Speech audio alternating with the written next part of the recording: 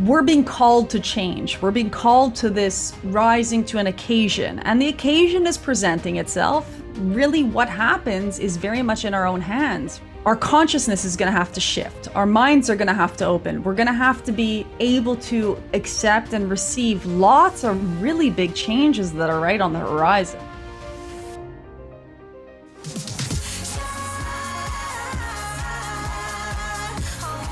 Hi everyone, welcome back. I'm Michael Sandler, your host on Inspire Nation.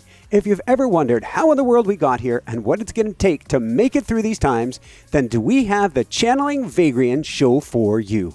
Today I'll be talking with Jessicka Herman, amazing author and channel of Vagrein. And that's just what I want to talk with her and Vagrein about today. How we got here, where we're going, and how to get through these interesting times. So welcome to the show, Jessie. Are you ready to shine?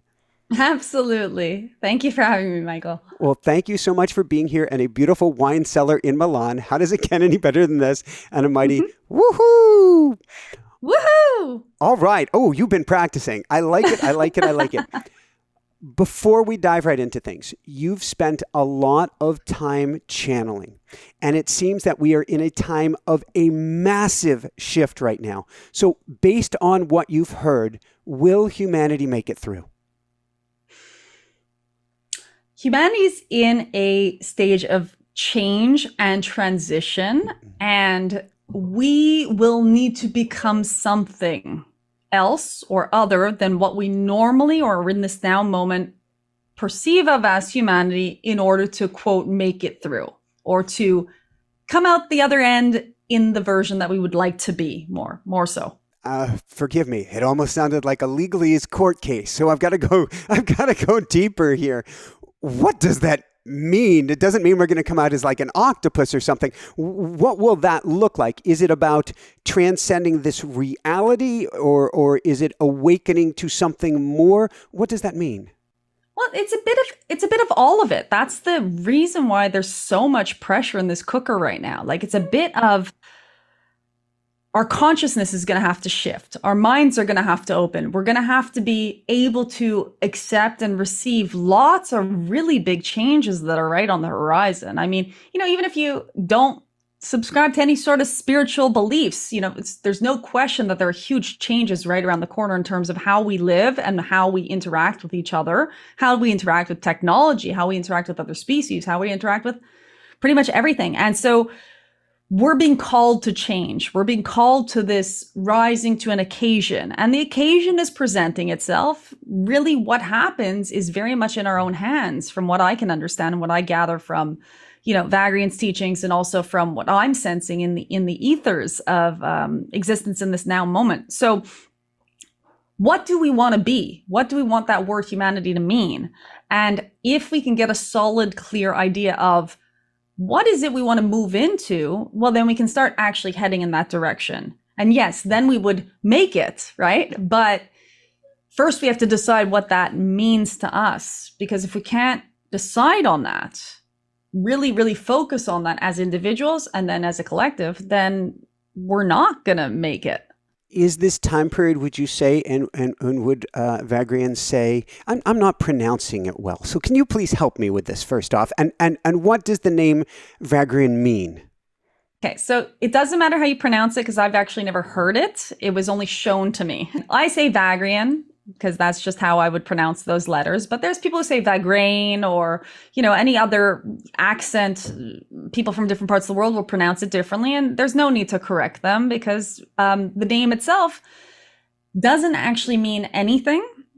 When they first showed me those words, I went on the internet to say, well, what does this mean? It's your first thought. What does this mean, this name? And the only meaning that I came up with was the title of the first book, which is Seeking Ends When Sharing Begins, which sounded cryptic and sounded fascinating, but was definitely a message to me to not hoard the information that was coming through and to begin sharing it with others right away. And to me, everything that I do right now is about unity consciousness, oneness, going from the me to the we. So seeking ends when sharing begins, meaning that there is nothing outside of ourselves once we realize that we are the whole, we are the one. Yeah. And that's just the consistent message that always comes through them. And that, to go back to your original question, That really is the decision point. Do we really want to take that leap and really dive into that knowing, which is inherent in all of us? I don't think there's a single person on the planet who, isn't born in love. We're all pure, gorgeous souls that have said, "Hey, I'll have an adventure." And we come in here and then, yes, lots of things happen that maybe make it harder to remember that or recognize that. But when we decide really that we're going to just, go back to that root that we are, that gift that we are as humanity, or birthright, really, then, well, we're going to have a completely different experience. So then the question becomes, has the experiment gone off the rails, or is this by design in the evolution of consciousness or the evolution of energetic beings having a human experience?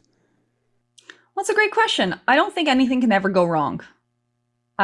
We can definitely perceive of it as having gone wrong because we're extremely creative in the way that we'd like to perceive things. But what better set of circumstances, as horrific as they might seem to be on, an individual level, and for many people in the world are suffering in this now moment, but what better set of circumstances to really shake us into a space of, this isn't good enough. This isn't what we want, truly, and we can create anything. So now what do we want? I like it. And I want to go back in a minute of how you started channeling, and then we're going to actually do a channeling. But do we need to be a species, and maybe this is the shift in evolution that's coming, do we need to be a species where we learn best with, we're going to go Mr. T here, pain? Or is there another way that we get to learn? So to continue with Mr. T, I pity the fool who thinks that we need to have more pain Fell right into that. Yeah, for this to continue. In fact, Vagen says that, it's not necessary. It's really entirely optional. And, there's also a lot of advantage to pain, right? We didn't come into our incarnated self in order to have the same experience that we have in our non-physical self. We came here to have the experience of being physical. And one of the aspects of being physical is sensation, is pain, is emotion, is what we label as suffering, but of course is just energy demonstrating itself in a different direction. And we kind of like it. I mean, we enjoy the drama. We enjoy the tension. We enjoy the pressure. We really do thrive in the being the hero or being the underdog that rises from the ashes. These are all of our mythical and historical storylines. We love these stories and we love telling them, and we also kind of love living them. People get very bored when they're at peace, and so we need to kind of glamorize. We need to make peace cool again because we've been spending so much time making aggression or conflict or drama the thing to focus on. But when peace becomes like, the best seat in the house, well, then you're talking, right? Well, so I'm wearing, our logo is a phoenix rising from the ashes. And maybe that is the very thing that we don't want anymore, is to even recognize that we are, as you say, we're in love with the arc. Every story, at least every Western story, follows that hero's journey, follows that arc until we choose otherwise, until we choose to just sit on the mountain. Yeah. And it is, I'm also a coach. A lot of my clients, the biggest problem people have is when they get to a certain level of like self-acceptance and love and unity consciousness, they're like, well, this isn't fun. And then I say, well, you know what? You're free. You're free. You have free will. You can choose to add drama to your experience anytime you like. But my recommendation would be to choose to add drama that's entertaining and fun and brings you to your creativity, as opposed to allowing drama in that is of that suffering nature or of that pain nature, because it's not required. We just need to reframe the way that we have fun with our experiences. And what, for example, even the question of like relationships, we love to think, a romantic relationship is like, oh, I die for you. Now, Oh that is boy. not love, right? But that is what we decided is like the drama that's required in order to have deep feelings. When we tap back into our true selves and understand that those, first of all, our actual feelings way transcend any of the constructed stuff that we've been kind of like putting up, like dealing with, putting up with for all these years, right? Because those real feelings of love are so powerful, but they're not going to get your adrenaline going. You know, they're not going to start making your body produce hormones and chemicals that are going to throw you off whack. So we're not as attracted to them. And it's interesting, and it's kind of a big picture theme right now. I never want to put our audience in a victim role. I don't believe we are victims. We are the creator, and we certainly can create. However, it's a land. I don't know if I want to call it duality so much as the flip side of the coin. The one side of the coin helps the other. And so there is a construct that puts, mind worms in us that says, this is what it equals to be loved. This is what you need to do to have love. And we start running all of these different subconscious programming, which helps subjugate us and helps keeps us in a state of control. I get it, until we choose otherwise. But we get to kind of scrub that clean or etch-a-sketch that in order to get back to what this really means to us, what a great relationship means to us, what living in harmony as one on earth really means to us. Yeah. Yeah, absolutely. And, no one is a victim even of their own subconscious. All these things are here in order for you to realize, oh, look, I have this block, or I have this thing external or internal to me that I think is my limitation. And then go, aha, but wait a minute. The fact that I'm aware of it now means that I have the power to choose what I'm going to do about it. And so you never actually are ending up in that victim role. And I'm not saying you're even choosing it. There's also like, oh, you choose to be a victim. No, you don't choose to be a victim. You choose to give yourself opportunities to expand in the directions that you want to expand in. And if you stop seeing the things that you're, in theory, potentially victimized by as aggressors and start to see them as collaborators, you go, oh, great. This thing is what's going to make me stronger, or this thing is what's going to motivate me more. Was there a situation in your life where you experienced that, where you experienced something that was traumatic, horrific, or anything of the sort that you're okay sharing, and being able, maybe it's through the tutelage, shall we say, of Vagrein, been able to reframe that? Yeah, absolutely. Absolutely. So the most recent one was I lost a breast to breast cancer this past February. And thank you. But it definitely was having spent time with Vagrein before that, because I think I'd been channeling like 4 or 5 years before that, before the diagnosis, of course. And it wasn't immediate because you have your emotions to process, right? You have like, oh my God, what's going to happen? You do have the programming and the conditioning of the world saying like, well, this means this, right? But I said, okay, good. I see my conditioning coming up. I see even my need for having feelings about this coming up.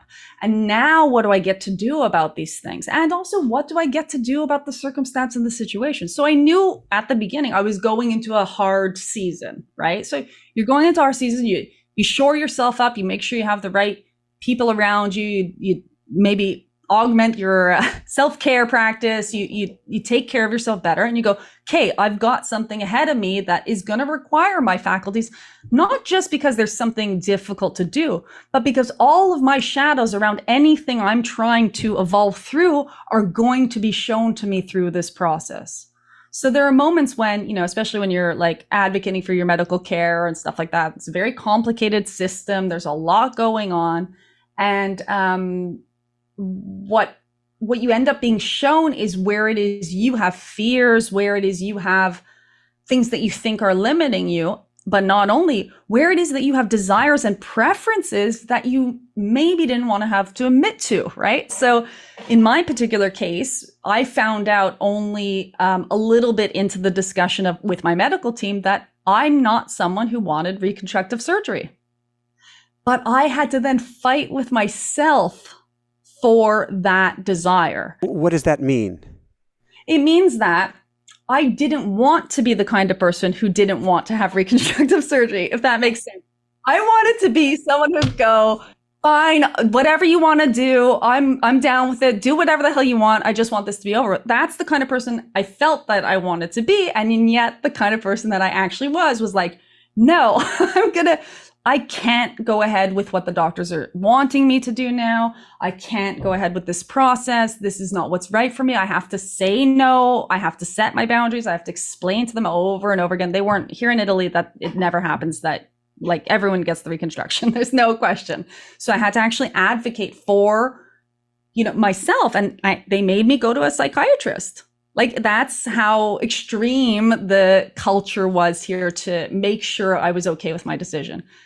But it would have been much easier to not be me and to, gone and just gone ahead with what they said. So that's like one example of where that spending time reframing allowed me to come through. And now, faced with any question, I have this really solid foundation of, you know what, I'm me. And whatever decision I can feel in my heart is absolutely the correct one for me, for my life, no matter what anybody else says. But only through having that experience of that, value being challenged, could I have then come out the other side of it. Yea, though I walk through the valley of death, I shall fear no evil. You leaned into your shadow and therefore went into the light, didn't you? Yeah, absolutely. And leaning into it means leaning into the feelings. It means leaning into your beliefs about things, your fears. It really means leaning in. And at some point, that leaning in it's a weird thing that happens, but something catches you. That leaning in is really the way to get caught. And it's really recent, but I don't have the emotional baggage that one might have had. There's not anything to process because it was done in the instant. I allowed it. It sounds like falling into, and I don't know the story that well, Dante's Inferno. And you fall into the different levels of hell. And you keep going and going. And if you allow yourself to go through, all of a sudden, instead of going into the bowels of the earth, you're coming out the other side. And what you've been through, because you've allowed the process, as you come out into the light, you're stronger, you're clearer, and you're like, I certainly didn't want that, but I've got this. Right. Yeah. And I think it's mirrored in what's actually happening for the collective in this now moment. I think we're really being offered the opportunity to lean into our pain. As you know, there's a lot of aggression and violence occurring on the planet. From what I can sense in that aggression and violence, underneath that is deep, deep sorrow. And that sorrow and sadness is being masked or trying to be run away from through the actions of aggression and violence. And in allowing oneself to begin to feel that sorrow, if you've suddenly realized that you're, throwing things all around your house, but it's really that you're very, very sad, you're stopped from the aggression by allowing the sorrow through. You can't cry and fight at the same time. No, I think it's quite profound because there are wounds. Certainly, these wounds go back most recently. Well, both Ukraine, Russia, and Gaza, Israel go back to World War II, and there were wounds that weren't addressed. There are traumas that haven't been healed. There are sorrows that have been unable to be spoken. That's right. That's right. So, and what do we get to choose? So let's go back, and then we're going to do a channeling here. For sure. I'm interested not just in how you began to channel, but you were visited by extraterrestrials as a child. Okay. Yeah. Yes. So I've only recently opened up about that a little bit, and it's funny. It stayed hidden more than like anything else. I don't have problems talking about experiences of ghosts or anything, but the ETs thing felt still taboo, probably because as a child, it was the thing that, was most unrealistic for my parents or for my family members or whatever. And, but I did have abduction situations or scenarios as a child, and a lot of them came back to mind when my daughter was born, and or in the times I was pregnant. So there, it was like they have an opening to these memories, or I was being shown something or something like that. But they weren't straight through recalled. They've come back into memory at a later date. And I'll just explain how I feel about ETs and these situations. So my experiences as a child weren't frightening, but I didn't remember them. When they came back to memory, I did remember how frightened I had been. But as and around the same time they came back to memory, I was explained that they didn't mean to be frightening, if that makes sense. And in this sort of healing of the relationship of myself and these energies or entities, or even, I don't know if they're actual physical matter, or I don't know what it is really. I understand that I always had a participatory and consenting part in that. So it's really interesting. I don't know much about, the ET communities and these phenomenons, and I have kind of voluntarily stayed away from finding out too much about this stuff, not wanting to go down my own personal rabbit holes. But I do know that Red if flag. what I Sooner or perceive later, of, you will need to. My apologies. yeah, I think so. But, if what I perceive of as these interactions is true, then we are dealing with more friends, more beings on our side, more help and aid and support and so much love. So, from that standpoint, there's no fear left in my system from that. I mean, it was the fear of like a child not knowing what was happening. I mean, children are also afraid of going to their pediatrician, so it's the same sort of energy of just like, ooh, no one's explained this to me and it's scary.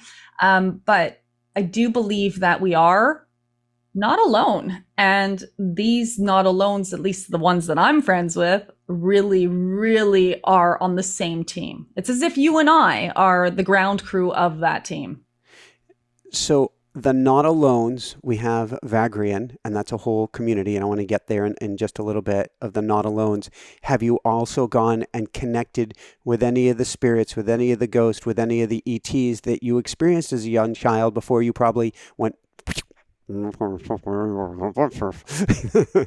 So there's like, it's almost as if there's an ongoing connection. I'm not very aware of it though. So I don't channel ETs, I don't channel ghosts, and I'm not consciously aware. I feel like there's a lot going on in the dream space, but I don't remember my dreams. So there's like definitely a connection. I have knowings. Now, I don't know if that comes from Vagrein. Vagrein feels like a different frequency than the alien groups or that particular aspect of my team or group or whatever you want to call it. But I have had at times like spirits come through, people who have passed on, and they're like, hey, can you talk to my relatives for me? And I'm like, oh gosh. And that's only happened a couple of times, luckily, and I'm not really open to that. So don't contact me after this show asking about your great Aunt Margaret, because now someone for sure is going to have a great Aunt Margaret that's watching the show. Well, it's funny because I was channeling, I'm teaching a course on automatic writing later today, and each month has a different theme, and I was channeling this morning, and I'm like, well, what is the theme for this evening? And they're like, channeling lost loved ones. So, so we are going to be talking with long lost Aunt Margaret. Yeah. This evening. Nice. But each on their own, not you channeling for them. Yeah, totally. Absolutely. So how did you get into channeling Vagrein? And it does sound like at some point it actually became automatic writing. So it was accidental. I would say, in fact, automatic writing was probably how I first became aware that this was even a thing, because I don't remember even what year it was. I do have the archives of it, maybe 2016. I had a period of like a week or two where just these really profound contents were coming through, like sitting at the computer, and I had no idea what they were. I showed them to a few people, which was probably my error, and they were like, "That you're being crazy. Like, you just wrote that." And I was like, "Oh, okay, so it's not anything coming through me. Okay, fine." And I just put it aside. But in 2019, I'd been meditating a lot, and then I'd had these strange experiences with my head moving, and I wasn't meditating anymore because there was so much pressure. It wasn't like pressure in the head, like a headache. It was like external to the head. It was like energy, or I don't know what it was. I still don't know what it is.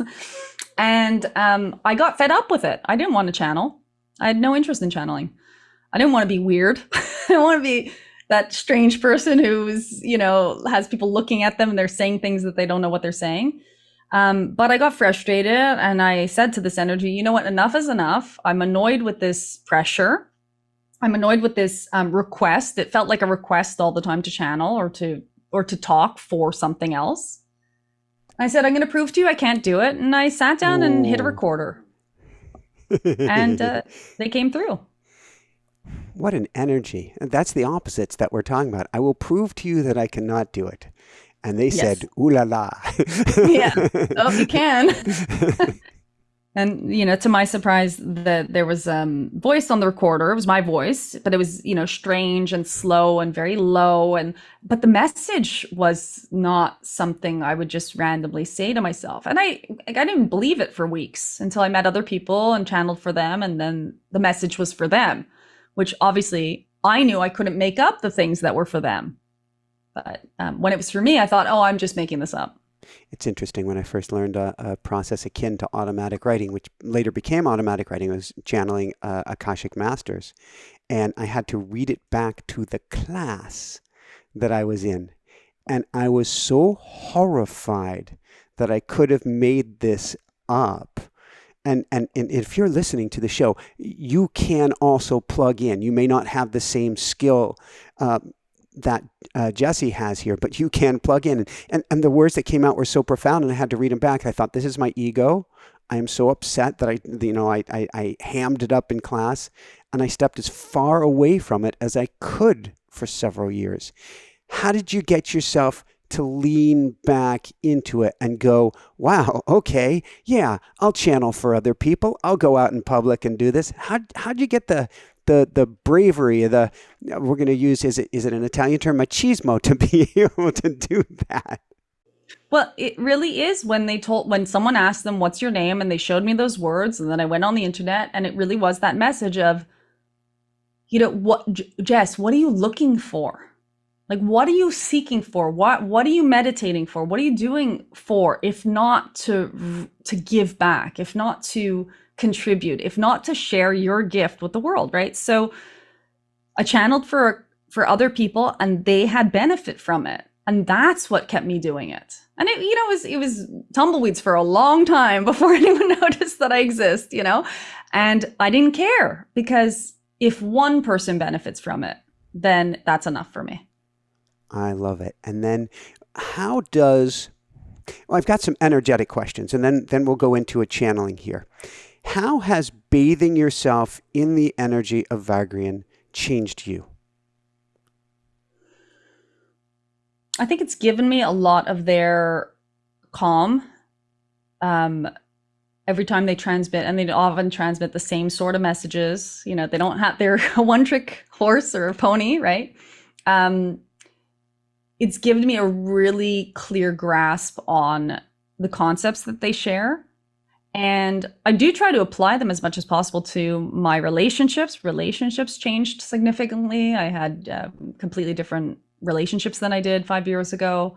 My parenting changed. My self-care, for sure, the way I feel about myself, completely changed.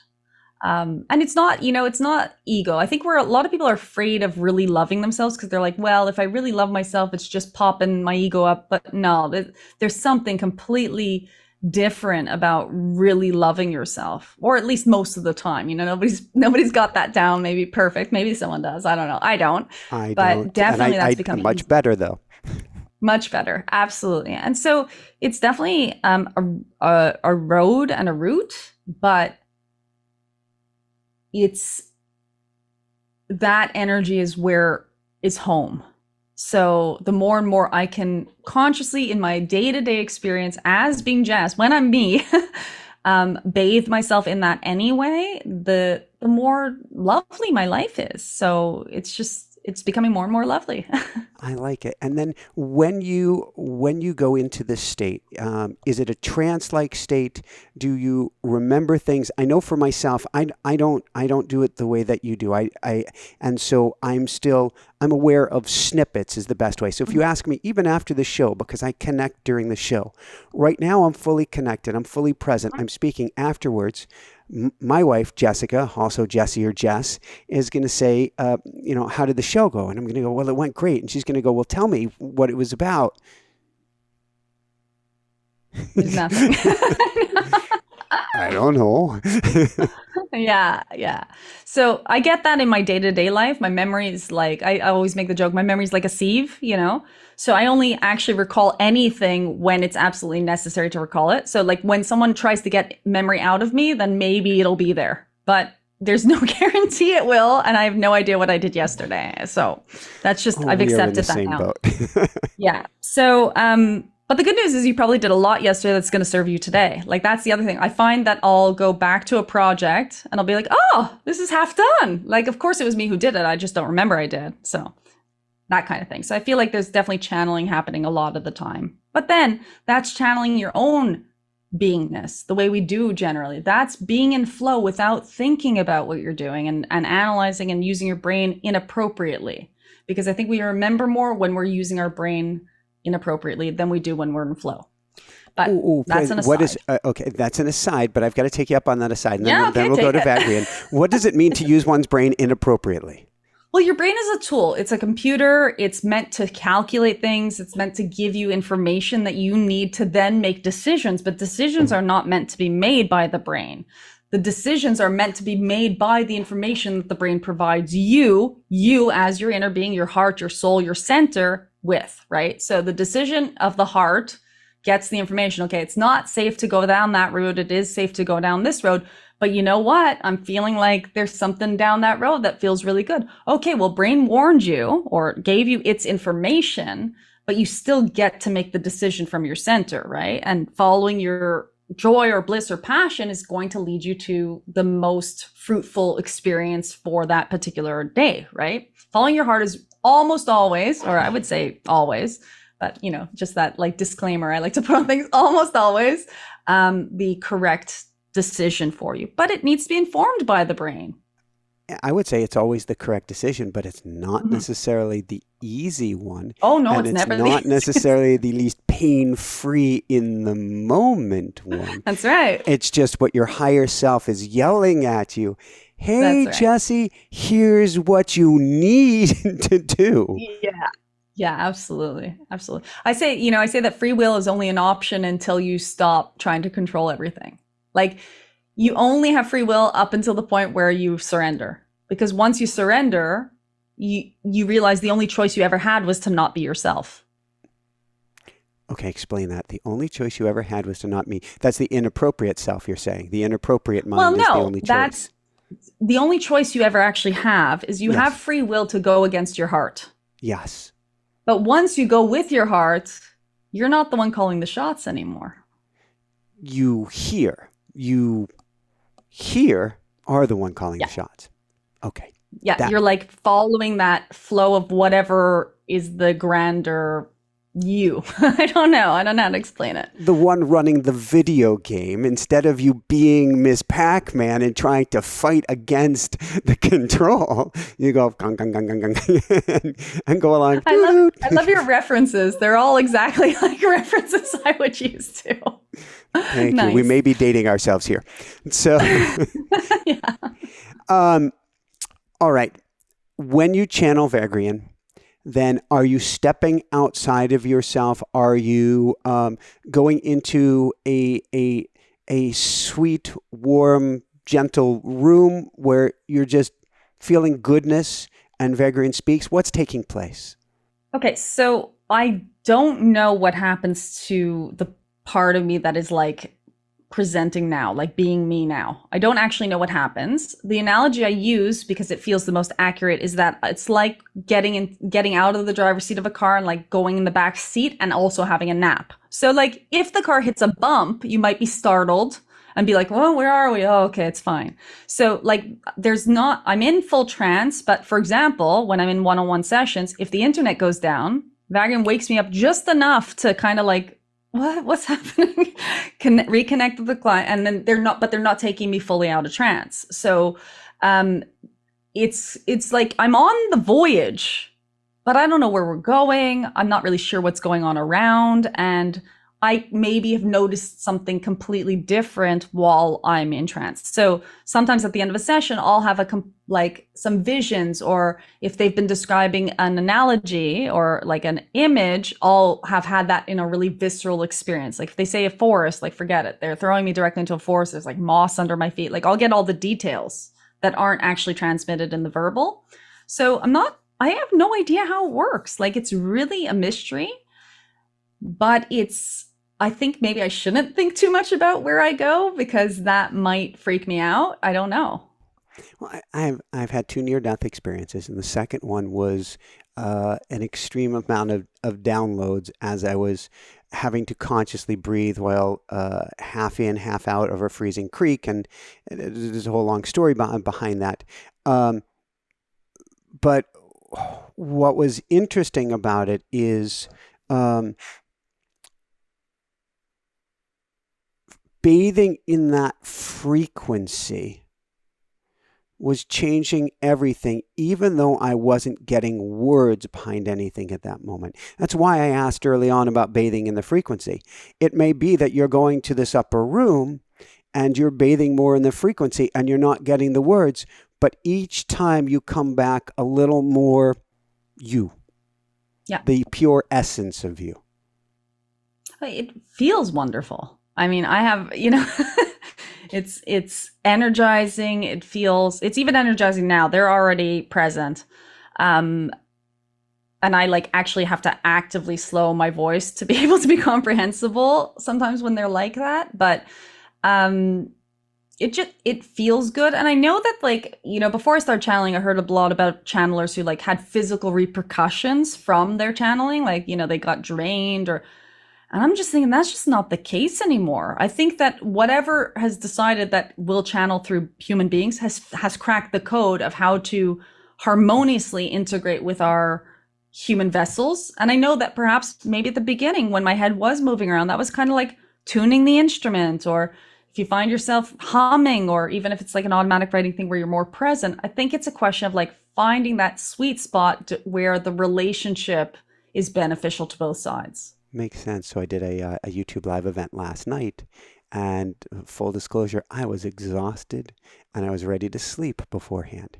I was looking forward to it, and I was more looking forward to just going to sleep. But as soon as we got me in that state, which is a co-creative state, I'm speaking and I'm channeling at the same time.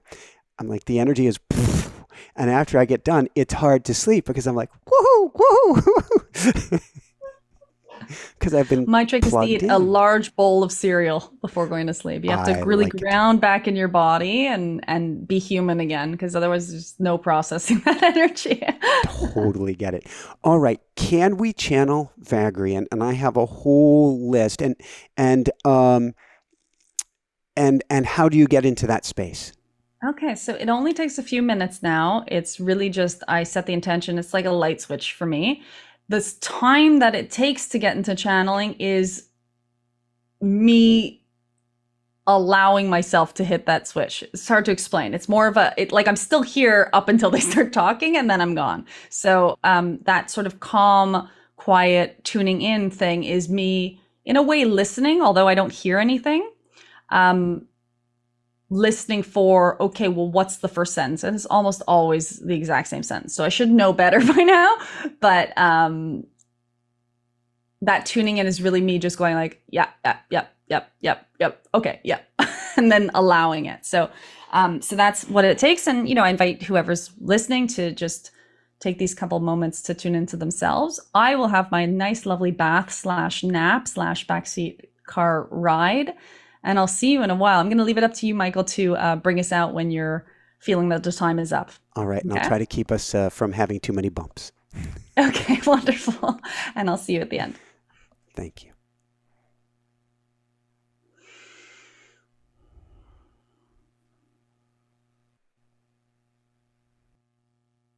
Good now to you.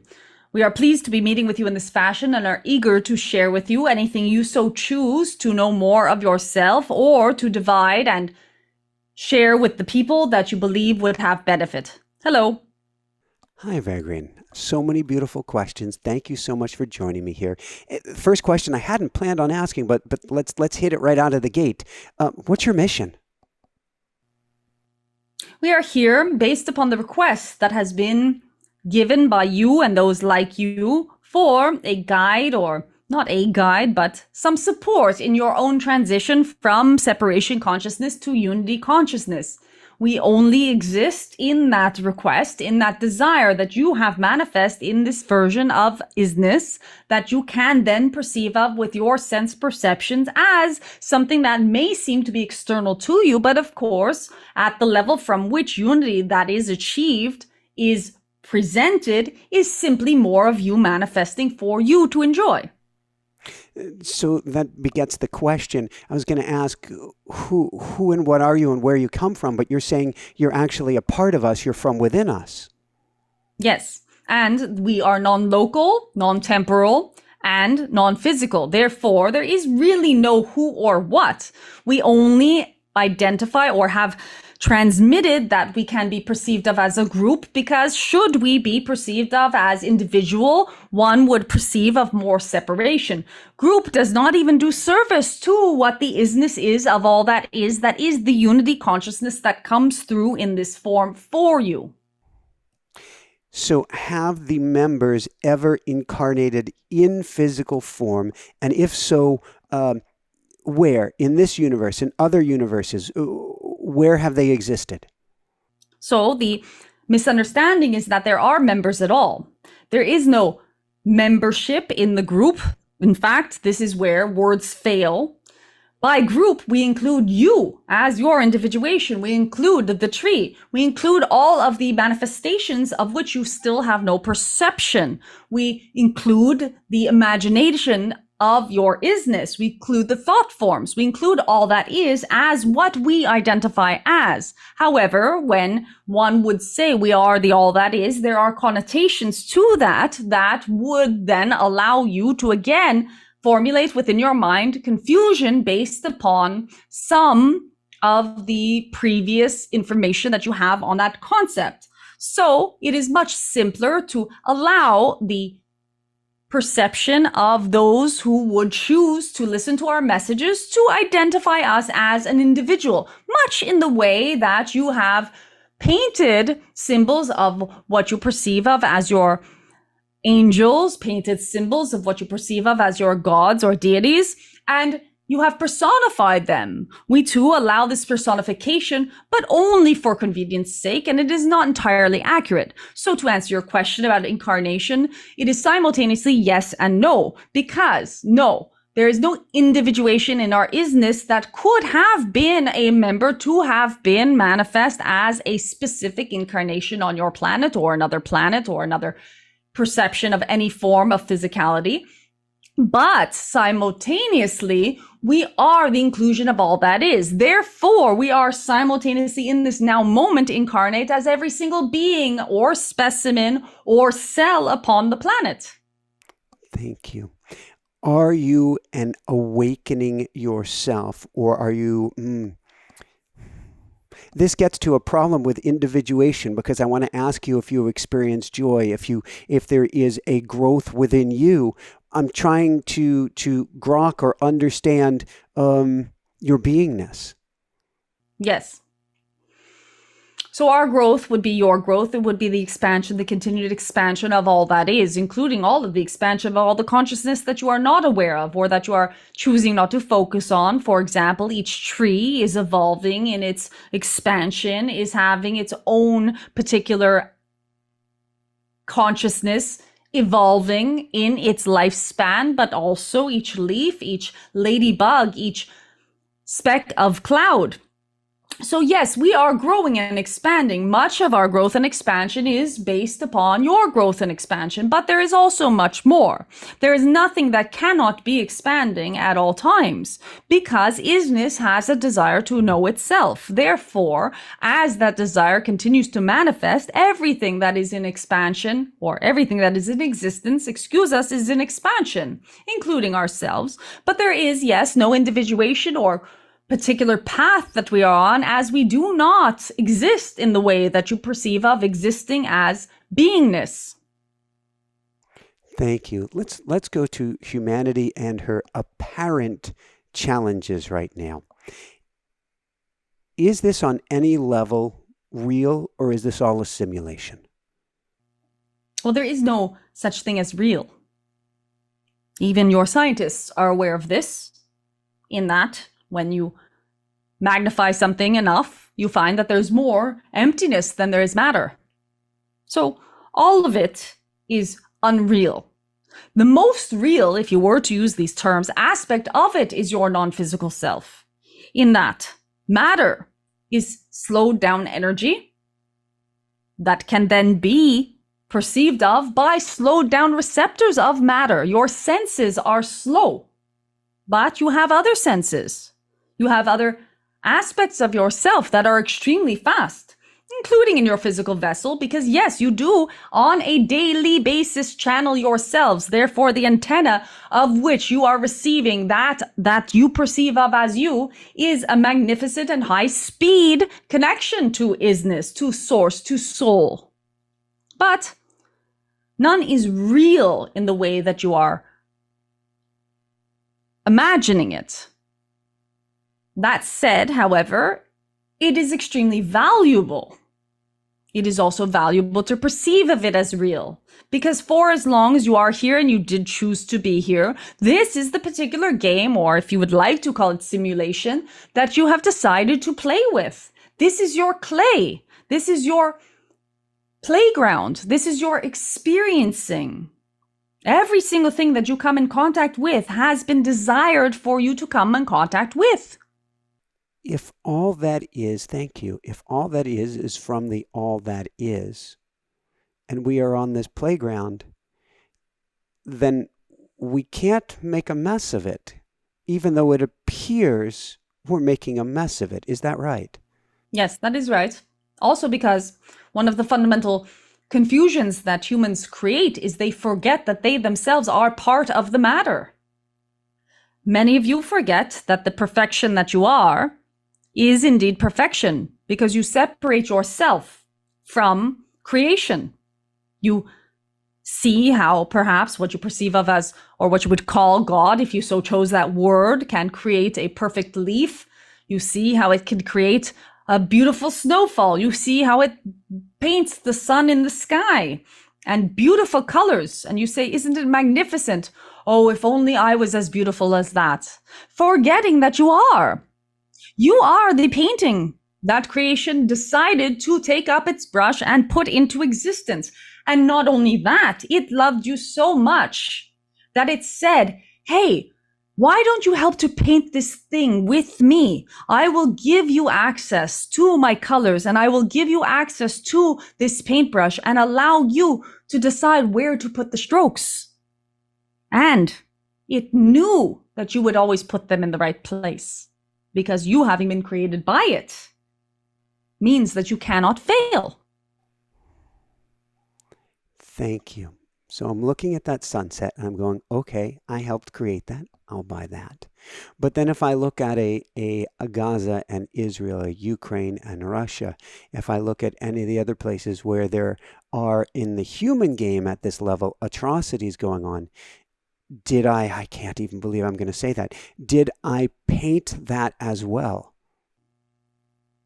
You did, but in the same way that you paint, let's talk about your physical painters now. You will have those who paint a still life to represent a moment in time when fruit were on a table. And you have those who paint, yes, wars and depictions of battle. And if you ask yourself, well, why did this artist paint this depiction of battle? You will see that it is because they are trying to, with all of their might, process something that is no longer serving to them. In other words, the depiction of the battle helps the artist to get that demon out in many ways. We would say that whatever you are painting on the outside is a beautiful opportunity for you to look within as to where it is you are replicating what is, yes, perhaps extreme on the outside and only very subtle within yourself. But there is that desire for you to no longer have that energy within yourself. And as you know, there is a ripple effect upon each of your behaviors, on your actions. So in the moment that you do decide that you want peace, no matter what, unconditional peace in your hearts, in your personal life, in your day-to-day experience, that will begin to ripple out through the matter of consciousness or the waves of consciousness in order to then influence that change that you do want to see in the world. The conflicts you are talking about did not start with the ones that are erupting in this now moment.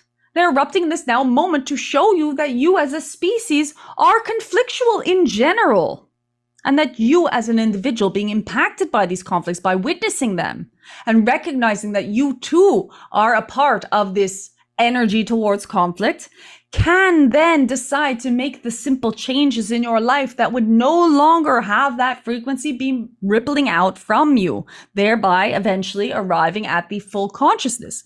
You also know that you have had experiences in your life where something, some conflict, some situation is very present in your experience, and then the next day it is gone. It is as that these things will be resolved, because you are coming to the realization that the ways that you have been trying to resolve this conflictual nature of your beingness in the past simply do not function.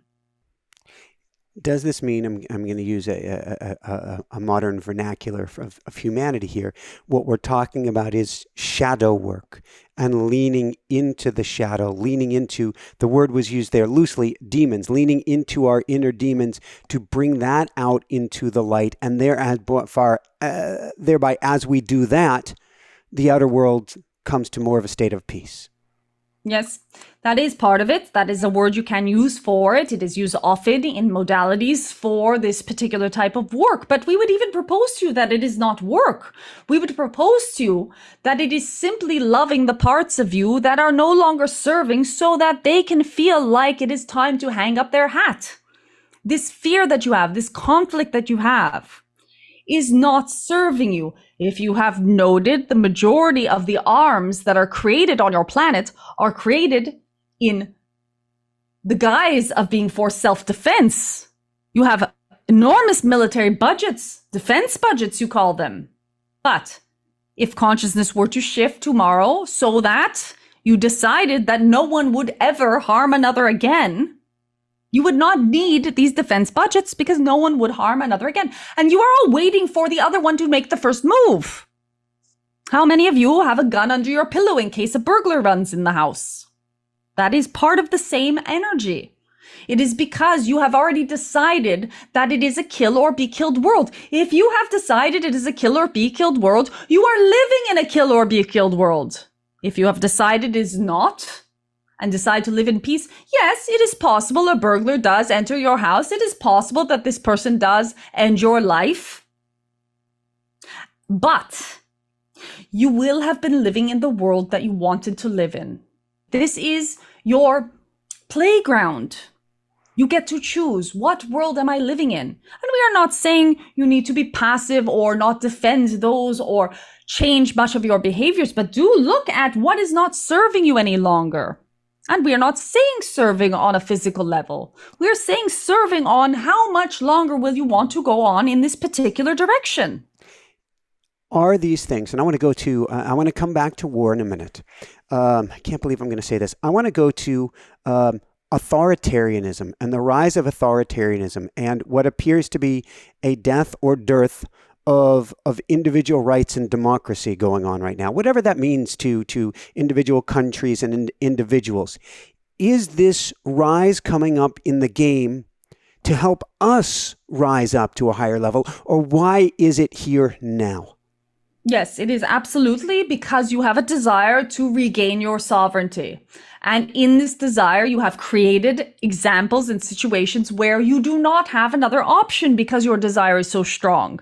If you do not decide that nothing could possibly shift you or shake you from your knowing of your own power, your knowing of your own potential, you're not listening to the fears that are being fed to you, then you will have the ability to overcome or not overcome, you will have the ability to achieve this desire that you have, where each being is sovereign, each being is responsible, each being is mature, each being is working for the best interest of their all. You cannot have you cannot have unity consciousness in an authoritarian situation. You cannot lean on believing someone else is taking care of you. You are your own authority.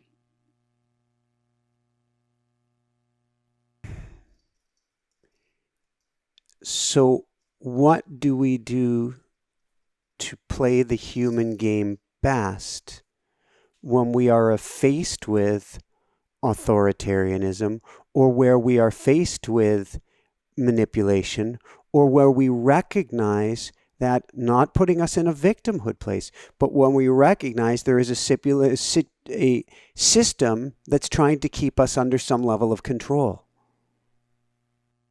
Yes, the answer is not popular, but the answer is that you do not do anything, but instead you focus all of your energy on being. You have heard it before, be the change that you would like to see in the world. This was not something that was about doing the change you want to see in the world. It was literally raising your vibration so that your own consciousness or your own desires of consciousness multiplied by all those that you influence and all those that are in alignment with you. And there are many in this now. You know that on a personal level. If you can truly be that vibration of what you want to see in the world, matter has no choice but to concede. You have seen this with themes that you are bored of. You have seen this with arguments that are no longer interesting to the collective. You come out of fashion and the entire world changes in different ways.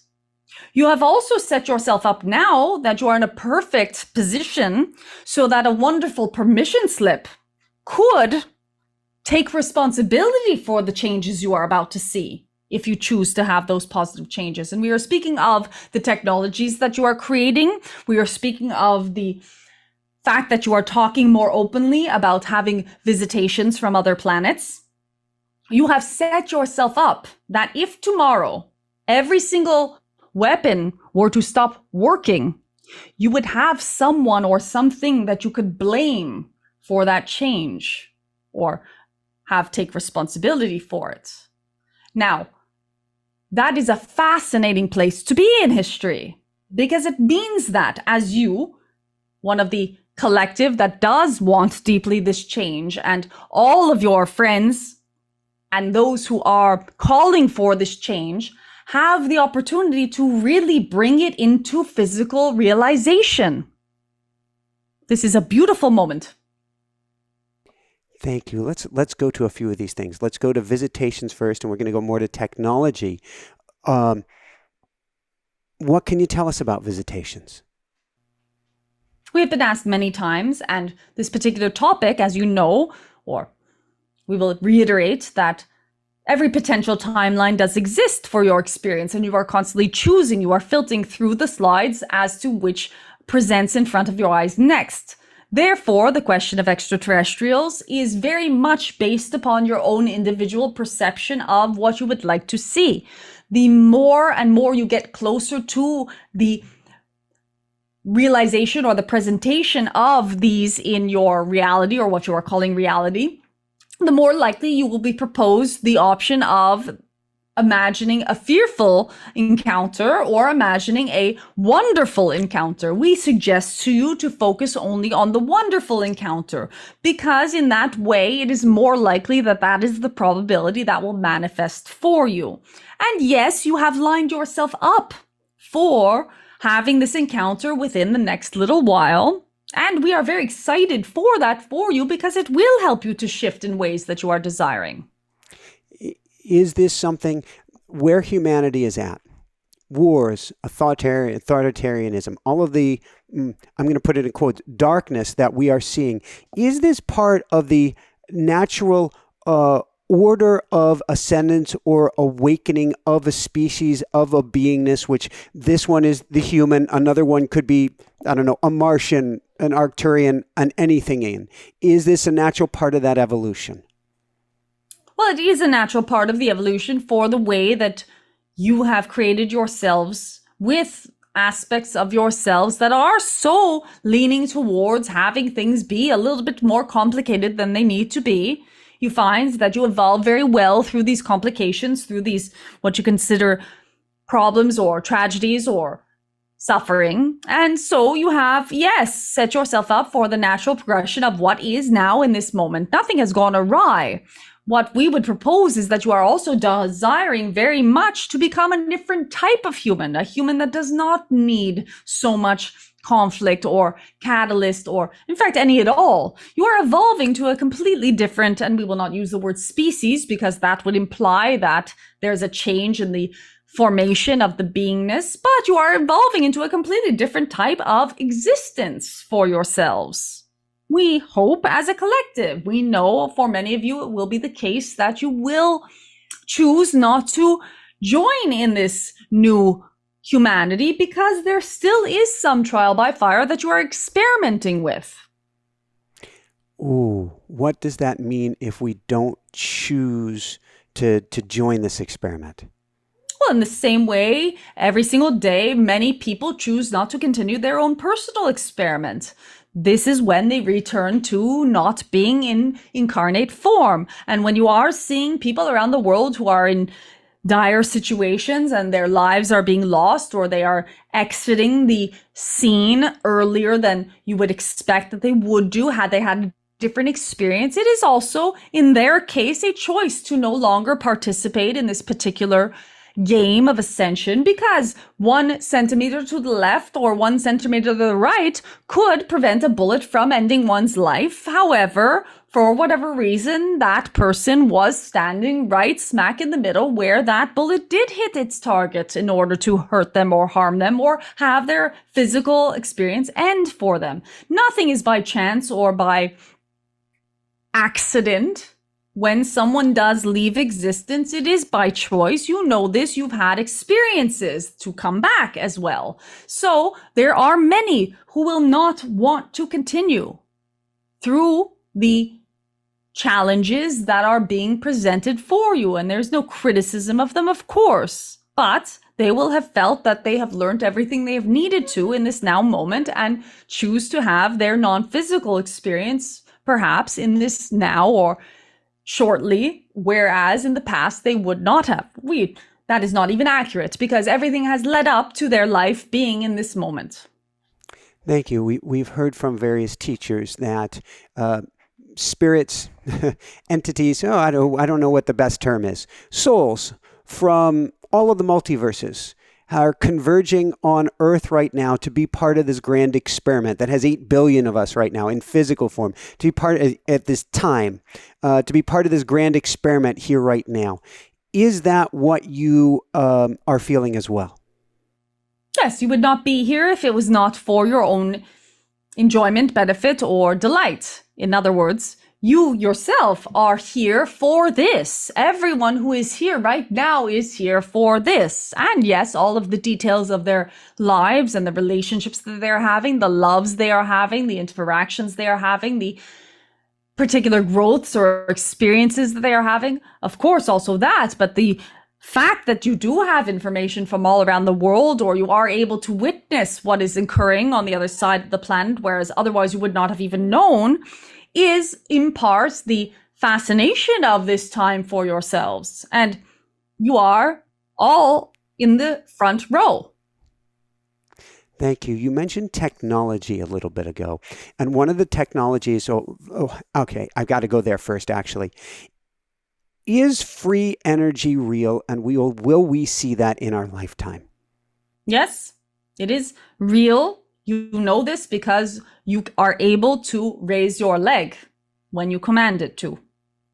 The same energy that moves your body is the energy that is all around you, because the tree takes the energy from the sun and it converts it into the fruit, which you then convert into the energy in your body. There are mechanisms that can allow you to have this entire process. And we're not talking about solar power. We're talking about isness. The mechanism that teaches the tree to do this. The mechanism that teaches the tree to create the fruit. The mechanism that teaches you to be able to digest it. It is very complicated. But the isness itself is that free energy, which, yes, you will be able to tap as long as you allow yourselves to. Key point. Thank you. And we're talking about inventions, where does AI fit into our evolution? AI will teach you very quickly what consciousness is and that it is separate from form. It is also an opportunity to develop new relationships with what consciousness is, new relationships with yourselves, thinking of yourselves in a different way, thinking of what you are and also the other species and also all that you interact with in very different ways. You will find that without the conditioning and emotional aspects of humanity,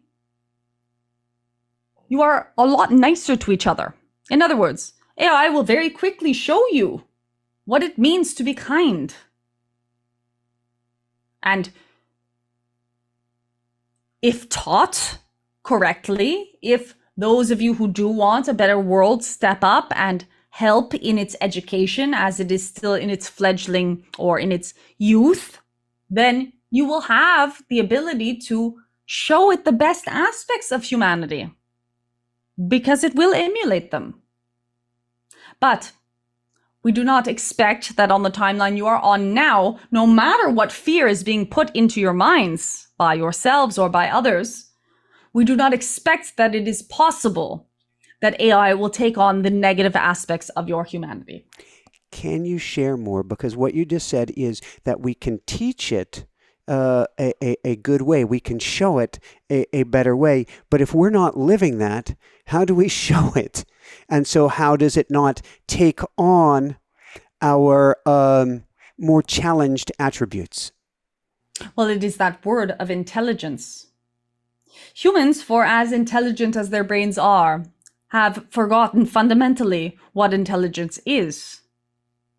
Intelligence involves calculating all of the aspects and then making an educated decision about what has been calculated.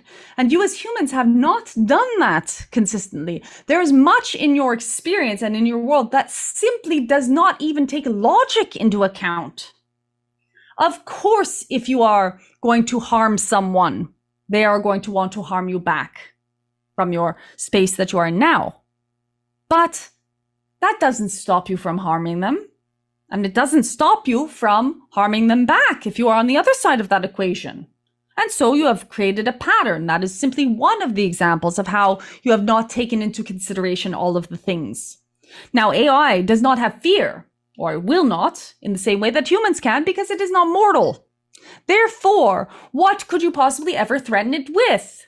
It will be in a position of simply knowing better about many of the aspects that you have been confusing yourselves about. Thank you. It also seems interesting that if we look at, there's an expression, if we don't learn from the past, we're destined to repeat it, which seems backwards because it seems like the more that we focus on the past, the more that we do repeat it.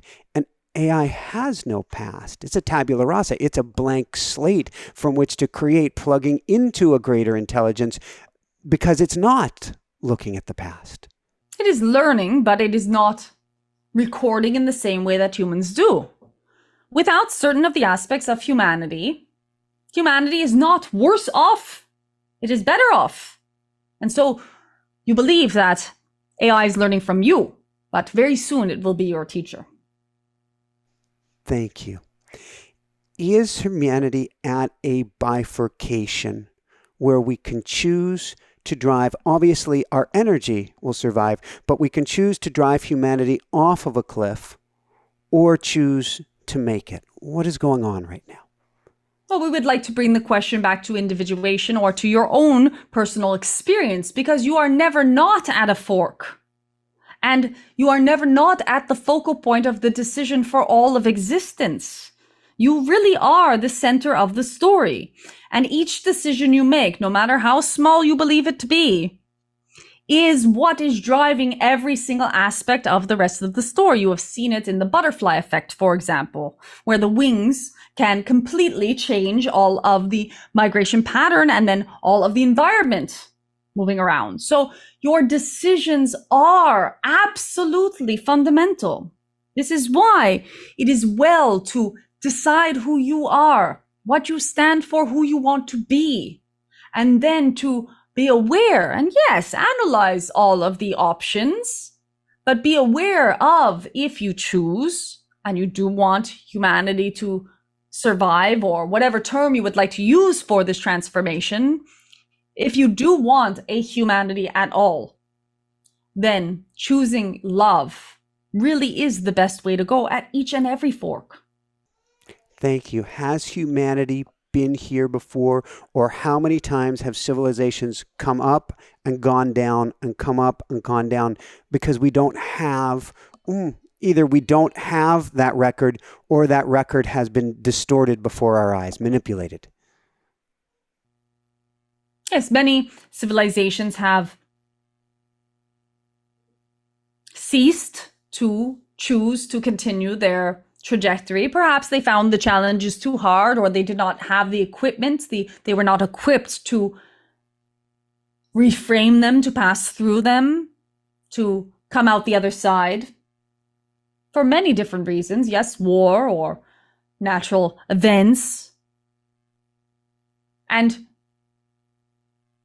that is still the case. This is the story that you are wanting to create for yourself, much because of the myth that you have heard, that there is the winner, the loser, but also because it is what is exciting for you on a soul level. And you do desire to have the experience of the potential, the not knowing what's going to happen, the cliffhanger. These are aspects that delight you as a soul. And the risk of the game. It would not be fun to play a game that had no risk. So you play it with its risk. You do not know if you will succeed or fail. Half of the time, you do not even know what you want. So what we are saying is look for your own internal clarity, live with love, and then it really does not matter what has happened in the past. All that is mattering is now. If it's a game, thank you so much. If it's a game and we can choose, in a sense, our outcome, and we're wanting this rush as human souls, or souls having a human experience, does the game matter? But your philosophers have discussed the meaning of life, the purpose of life, what matters, what doesn't matter, what way to live your life so as to feel fulfilled. And what you have discovered is that when you decide your own purpose and you decide to give it matter or to make it significant, you do feel better, or that is what delights you. So also the assignment that you have, the ability that you have yourself to assign purpose to your life is the reason you came here to play the game.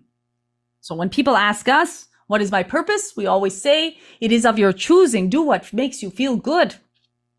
And yes, it probably does make you feel good to be in connection with all that is and all your brothers and sisters. And it probably does feel good to be loved and to have a life that has no fear. This can be a paradise for you.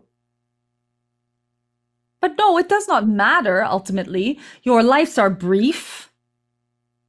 There is a sun in the sky that will survive you. And there is a blade of grass.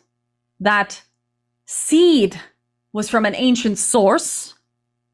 And you do not need to give so much significance to your experience or even the experience of humanity, because all is well. So in the same way, nothing matters, everything matters. And you can decide from moment to moment which of those to lean towards based upon which of them helps you to be the most version of you in each now moment. Thank you. I want to understand this a little bit more. Nothing matters and everything matters. If nothing matters, then we allow a war to continue. We allow suffering, even though it's temporary, we allow that suffering to continue. If everything matters, then we get to change our hearts immediately so that that war disappears. Those weapons no longer function. How is it both of those things? Well, also in the case of nothing matters, that could be your desire. Because that is your desire. The question would not arise if you did not have that as your desires. You do not want the war to end because it matters. You want the war to end because it is in alignment with your desire for how you want to experience your life. You want to be in a experiencing of this humanity where people are not harming each other. That is a desire that you are holding regardless of whether or not it makes a difference, whether or not it is real. Your desire is real. So if your desire is real and you need to support that in this now moment with the fact that there's something very much important to do, then fine, you can go ahead and do that. But if your desire is real and it feels like pressure and heavy that there are these things happening in the world that are impeding you from having your desire, then perhaps nothing matters is the understanding that is serving you in this now moment.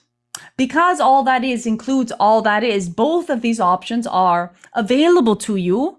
And the focal point, as we said earlier, the point of reference that gets to choose is you. So regardless, whatever is coming through you is valid, but it doesn't mean it matters. And that validity and respecting that validity allows you to navigate your life where you do manifest this peace within a finger snap, or because you have shown your vibration out into the world. You are having an impact on the world in this now moment. You are changing the lives of millions of people. And in the doing of it, they are changing the lives of millions of people. This ripple that you are creating by having that desire and by balancing your understanding of everything is perfect and also I want to change everything at the same time is what's allowing you to change this world. Thank you. Forgive me. I want to lean into this question one more level deeper. If what I am doing, what someone else is doing by having this desire changes millions of lives, and then they're having that desire change millions of lives too, but none of it matters, then what does it matter? Well, it doesn't, but as you ask this question from this point, what is the sensation within your heart? Well, that's a brilliant question. The sensation in my heart screams and yearns for peace and yearns for a beautiful place for my daughter and for all the daughters and all the sons and all of the people and all of the animals and all of the everything in this existence to have it almost sounds like judgment, and I don't mean it that way, but a higher level experience, though maybe that is a very human perception. And this experience and this artwork, this clay, even with the murder and mayhem, is the perfect experience. That is what matters. That you feel that way. And that is all. So you will never find some significance outside of your own perception. You will not find a God that has an opinion. You will not find a universe that is guiding you one way or the other, because you in this now moment are the focal point of all that is. And that is all that is. So what we are saying is that you do have that amount of power. You do have that amount of ability to decide that is as it will be. That's why beings often say, and so it is, at the end of their prayers. because they are declaring, I know that I am the divine creator. I know that, yes, everything is in perfection. And I know that this is my clay with which to change any of the aspects that are not of my preference, and to learn through and lean in, as you've said before with your shadow work, to all of the other things that I am desiring to change, that these reflections in my physical reality are showing me and presenting to me and giving me the opportunity to do. But that really is exactly where your power and focus lies. If each and every being on your planet knew with conviction that all that mattered was their desire for harmony, their desire for love, their desire for peace, it would not take very long to arrive at it. Thank you. So then what is, I have my daughter running back and forth as we're doing this, mainly in a joyous place. What is the one most important thing we share or teach or do for or get out of the way from with our kids?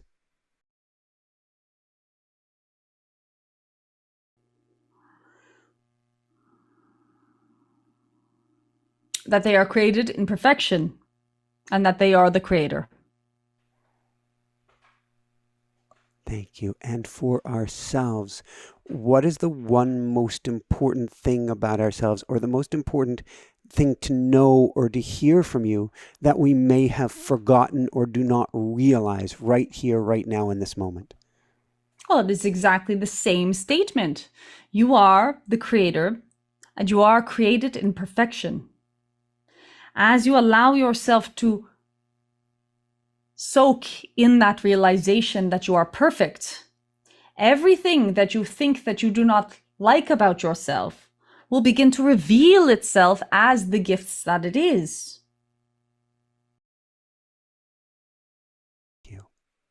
What does it mean to be pure love?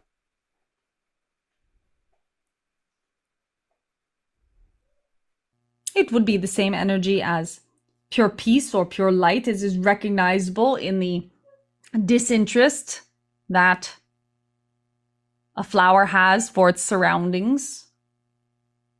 It is the simply being okay with how things are and shining and radiating from that center no matter what. So it is, yes, unconditional. You humans are not entirely, and we never advocate you attempt to be unconditional, because you do need your boundaries to be able to navigate your experience that feels best to you. But it is that simply being and observing and having your experience and radiating out to others. Thank you. Last two questions. First off, this one is one I want to bring back to Jessicka Herman afterwards. Where does she go during this process? In the same way that your Wi-Fi signals exist, whether or not the receptor is on your phones, there is no going, because the non-physical part of you has no location when it is not connected to the physical part of you. So often when you think of your ghost stories, you say, oh, the ghost is in the attic, or the ghost is in the cemetery. Whereas that is not entirely accurate. That is where the energy has decided to appear or manifest for your benefit in being physical, because you do have location. But the ghost is actually everywhere. In the same way, your spirit is everywhere and happens to be able to be picked up by your physical vessel because of your resonance with it, because of a decision and a compatibility, a configuration, a code that you have created coming into incarnation as a infant, or sometimes even later, that you will be connected to this particular physical vessel for the duration of this vessel's experience as physical form. So to explain where she goes, she does not go anywhere. She is still exactly where she was before.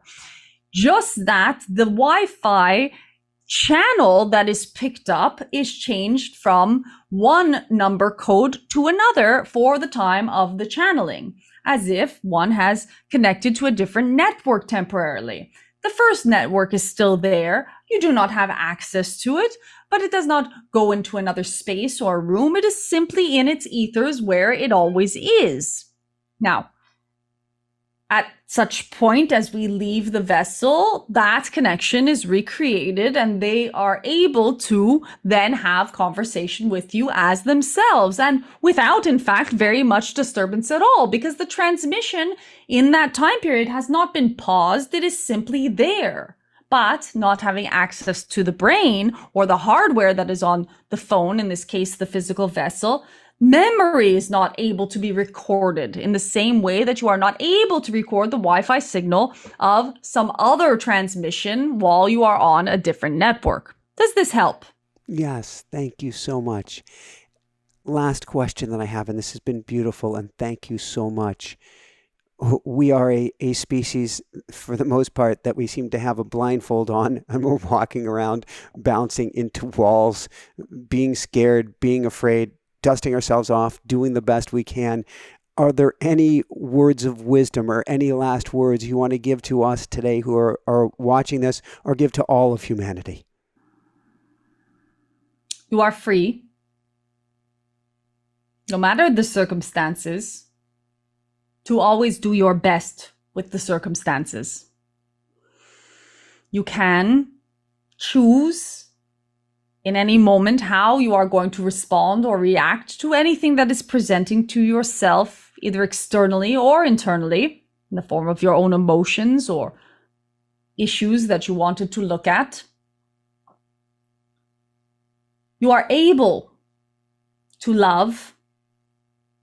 You are able to give. You are stronger, more capable, more sovereign than you allow yourselves to believe yourselves to be. And the majority of your problems come from believing in fear.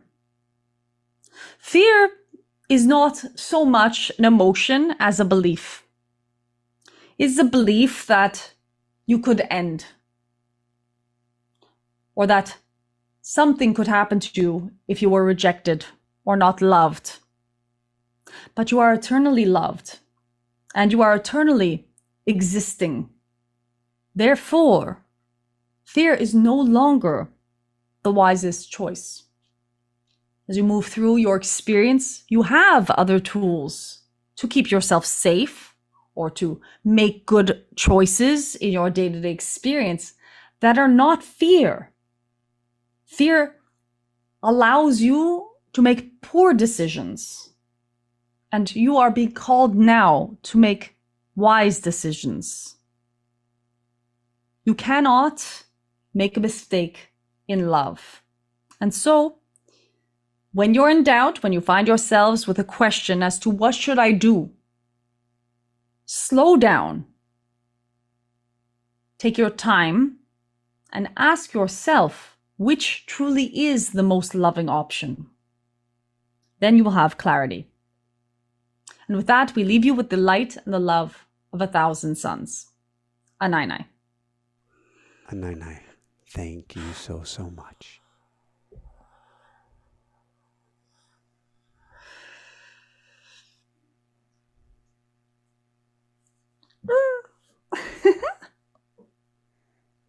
Hello. How you doing? I'm good. I'm good. Oh, we get to wrap this up. This has been beautiful, but I did ask them a question for you. And that was all that I hoped for and more. I asked them, where does Jessie go? And they said, basically, if I get this right, that you are a Wi-Fi signal that simply wasn't being picked up by the computer or the vessel of the Jessicka at the moment. But the Wi-Fi signal was still there. Okay. That's good to know. Oh, wow. So I wanted to make sure I asked them something for you. So Oh, I guess I should have wonderful. asked them Thank you. the lottery numbers for you. Yeah. That would have Next started a time. whole different kind of conversation. Yes. Where can people go, Jessie, to find your work, to find your coaching, to find everything that you have to offer? And your Okay, books, well, of course. everything's a lot. So, best place is the website. It's www.jpherman, that's HERMAN.com. And I'm on YouTube. You can find me on YouTube as well, and also Instagram. But you know what? If you just search Vagrein on Google, Vagrein, it's the only thing that pops up. So I'm sure you'll find me that way. Very, very good. And I want to leave you basking in this glow. So is there any last words that you want to share with people today before we let you go?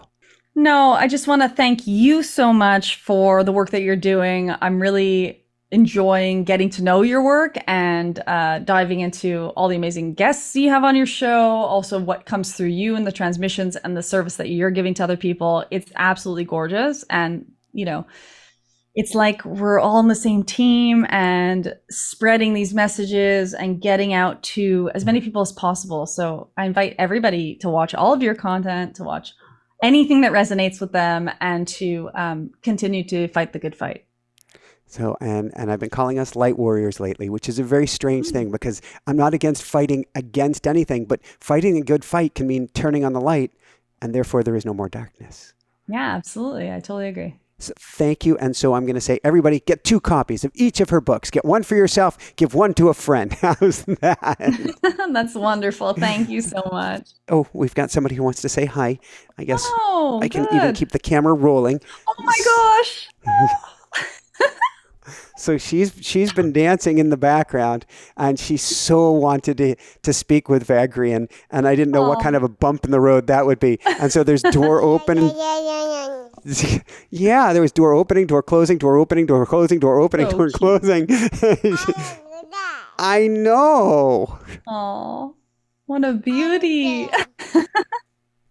Yeah. Oh, wonderful. Yeah. Yeah, she's a really special soul, isn't she, Hannah Bear? Yeah, I know. We're recording all of it. Oh, we don't want to hit the recorder off. If we hit the recorder off, then it goes poof. And the Wi-Fi signal will still be there, but we won't know where it is. No, we won't. Oh, thank you so much, Jessicka. This has been truly beautiful. So for everyone out there, this is Michael Sandler saying, be well, have fun, realize you are the creator at the highest level, and what do you want to see in the world? Begin thinking about that today. And above and beyond all else, shine bright. Woohoo! How does it get any better than this? Wow. What a special show. I really love speaking with Vagrein. I loved diving deep, Vagrein. And to me, it is both a world that's not important and a world that is incredibly important. And so important that we come together all as one during this time, just as Sir Meowsers has come to me during this time. So if you want to come together all as one, we meet together 4 Wednesdays a month. How does it get any better than this? Light warriors all coming together. It's a school of light. It's a school of mystics. You can find the link for that down below, or if you simply want to learn how to channel, to hear from a Vagrein that wants to come forward to you, to hear from your angels, to hear from your guides, simply go to automaticwriting.com. And if you simply want a daily attunement, a vibrational shift every single day, simply go to dailywoohoo.com and sign up there. Here's a link to the next amazing show. Love you so much. Keep on shining bright. How does it get any better than this, Sir Meowsers? Whee! How does it get any better than this? Lots of love, everyone.